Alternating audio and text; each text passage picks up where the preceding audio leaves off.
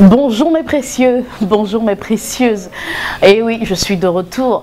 Est-ce que je vous ai manqué? Peut-être oui, peut-être pas, mais je suis là. Ça fait plaisir de vous revoir. Bref, je peux sourire parce que la vie est belle, mais honnêtement, celui qui a dit que l'amour rend aveugle là, je pense qu'il n'avait pas raison, enfin, ou alors sa citation était incomplète. Parce que c'est vrai que quand on est amoureux, on pose des actes parfois irrationnels, mais honnêtement, en amour, il faut agir raison gardée. Vous le dites peut-être, où veux-tu en venir, Mireille? Honnêtement, je veux en venir à l'histoire de Leïla.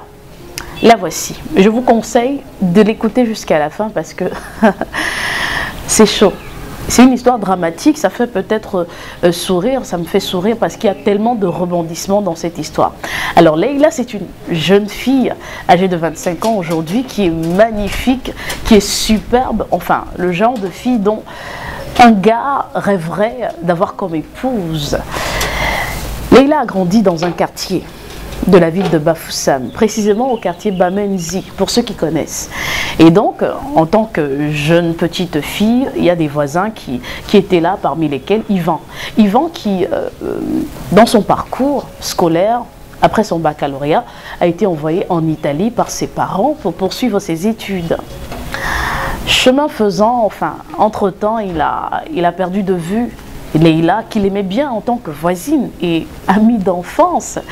Et un bon matin, il tape la recherche comme ça sur un réseau social et il la retrouve. Waouh, quelle joie! Il est heureux de revoir son amie d'enfance, plutôt mature, raffinée, belle, qui a pris des rondeurs et il est plutôt très heureux. C'est à ce moment qu'il décide d'avouer ses sentiments. Leïla, de son côté, n'est pas contre. Enfin, qu'est-ce qui les retenait auparavant, on ne sait pas. Sauf qu'ils sont bien d'accord de filer désormais le parfait amour et commencent à s'écrire en tant qu'amoureux. Et ça tombe bien d'ailleurs parce que Yvan préparait ses vacances, il comptait venir en vacances au Cameroun et d'ailleurs il a signifié à Leïla qui était plutôt très heureuse, enfin elle se sentait chanceuse. J'imagine que dans sa tête elle pensait déjà à comment davantage séduire Yvan pour enfin être sa femme. C'était un projet, enfin Yvan le pensait aussi, sauf que une fois qu'Yvan arrive au Cameroun, il rencontre Leïla qui désormais est installée à Douala, vit une vie plutôt calme, plutôt posée. Yvan ne sait pas jusqu'ici qu'il y a des choses qui vont se passer par la suite dans leur relation. Alors, ils s'invitent, ils vont souvent au restaurant, ils vont souvent en boîte de nuit, enfin pour des jeunes qui ont besoin de croquer la vie. Et un jour, Yvan décide d'amener sa partenaire à Kribi pour passer un moment de détente. Et peut-être, je ne sais pas, il voulait peut-être lui faire une demande. Sauf que, arrivé au bord de la mer, vous savez bien que la mer exige une certaine tenue particulière. Ils arrivent donc au bord de la mer et Yvan est malheureusement surpris de voir que la jolie Leïla de visage arbore des tatouages qui sont un peu particuliers. À la poitrine, il peut apercevoir un papillon, sur la cuisse, il y a comme un serpent qui est dessiné, à l'arrière, avant le fessier, il voit un autre serpent, il est un peu stupéfait, mais le clou, c'est que il prend quand même la peine de poser la question, mais pourquoi tu aimes tellement de tatouages? Elle dit non, c'est son dada, elle aime ça parce que ça embellit, ça fait style, ça fait genre. Jusque-là, il reste calme, mais il plie un doigt, comme on dit souvent au Cameroun. Plier un doigt, ça veut dire que en réalité, il y a un truc qui ne va pas, mais il prend avec pincette. Le soir arrive et il veut passer un moment d'intimité avec on va dire sa copine.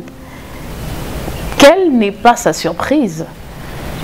En fait, Yvan découvre que Leïla, au-delà des tatouages de papillons, de serpents et ce qui va avec, a pris la peine de tatouer le prénom de son ex avant son sexe, bref, au bas-ventre.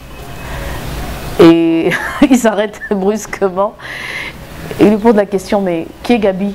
Elle sursaute. Peut-être qu'elle avait oublié en fait que ce tatouage était visible. En fait, ce qui était écrit, c'était Gabi My Love. Le gars d'abord, il a d'abord ralenti et lui a posé la question, qui est Gabi?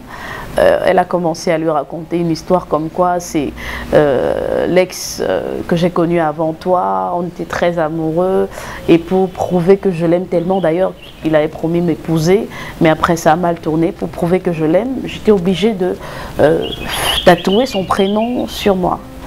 Et Yvan lui demande, est-ce qu'il a fait pareil pour toi?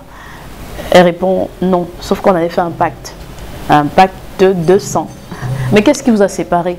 Bon, elle a raconté, c'est une histoire bidon, comme quoi son ex voulait qu'elle ait d'abord un enfant avant qu'il ne l'épouse, mais elle n'était pas d'accord d'enfanter avant le mariage, et bref, ça les a séparés. Yvan est donc surpris, ébahi et même interloqué devant une telle histoire, et demande à Leïla si elle est au moins consciente du poids de ce pacte de sang qu'elle a signé avec le gars. Est-ce que tu es consciente, Leïla, de ce que ce pacte-là inclut des paramètres spirituels que tu ne maîtrises pas forcément? Elle a dit, tiens, c'est l'amour, qu'est-ce qu'on fait quand on aime? On peut tout faire pour la personne qu'on aime.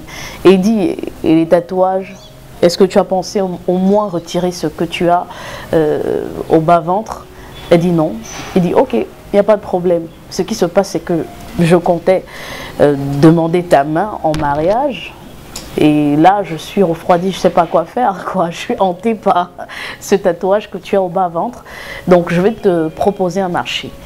Si tu arrives à le retirer, parce que toi-même, tu as remarqué, tu sais que je t'aime bien, je t'aime même très fort. Mais je ne peux pas vivre avec toi, avec ce tatouage-là. Donc, si tu peux un seul instant le retirer, ça me ferait plaisir. Je t'épouserai sans arrière-pensée. De toutes les façons, tout le monde a un passé et ça ne me dérange pas que tu aies connu Gabi, mais ça me dérange que tu aies tatoué ton nom sur ton corps. Et là, Leïla était carrément perdue. Elle ne savait plus quoi faire. Elle a commencé à prendre des renseignements de gauche à droite. Comment faire pour enlever un tatouage à l'encre indélébile? Les gens lui ont proposé tellement de solutions. Bref, les plus fins lui demandaient de faire des économies pour pouvoir retirer ce tatouage au laser, ce qui ne coûte pas forcément moindre argent, comme on va dire au Cameroun. Mais d'autres lui ont dit, bah, si tu es violente, écoute, tu peux chauffer un fer à repasser à 100 degrés, tu te colles sur la peau, tu l'enlèves rapidement et ton tatouage aura disparu. Sauf que Leïla, elle n'opte pour aucune solution. Un, elle n'a pas les moyens pour se faire enlever le tatouage. Deux, elle ne peut pas chauffer le fer. Trois, elle ne veut pas perdre Yvan. Elle fait quoi? Elle est coincée. Elle est allée d'hôpitaux en hôpitaux, elle a rencontré des médecins, elle a consulté en ligne, elle a pris tout type de renseignements et là, elle est coincée. Et Yvan, lui, il est rentré en Italie et lui a donné un délai de 3 mois. Donc si rien n'est fait d'ici là, malheureusement, il sera obligé de mettre fin à leur relation. Et donc Leïla, elle ne sait plus quoi faire. Elle s'est carrément référée à nous et elle demande qu'est-ce que je dois faire. Si je n'épouse pas Yvan, je vais me suicider, malheureusement. Bah, ce problème vous est également adressé. Ça fait mal de voir que dans la vie, on prend des décisions parfois dont on ne mesure pas forcément les conséquences et qui après nous tombent dessus comme des canons. Qu'est-ce qu'elle peut bien faire, Leïla? Donc, la question vous est posée et vous réagissez forcément en commentaire. Elle vous lira. Et pourquoi pas, si vous avez une autre solution à lui proposer, elle sera preneuse.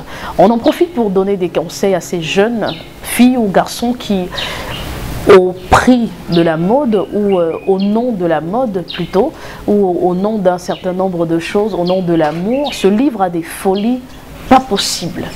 Honnêtement, pensez, pas forcément à l'avenir, mais pensez à vous-même. Dites-vous souvent que si Dieu vous a créé tel que vous êtes, ben c'est pour un but. Si vous voulez embellir, peut-être que vous ne pouvez pas vous retenir parce que vous voulez être in, mais honnêtement, est-ce que vous serez heureux de léguer à votre postérité des photos d'une grand-maman qui est tatouée de partout? Je n'ai rien contre, mais franchement, nos grands-mamans, quand on regarde aujourd'hui, et nos grands-papas, honnêtement, je n'en ai pas encore vu qui soient tatoués. Mais avec la génération actuelle, je crois qu'au-delà des matelots, il n'y a qu'on va laisser à notre postérité beaucoup de tatouages ou encore, je n'ose pas le dire. Allez, portez-vous bien, restez sur Premium Télévision.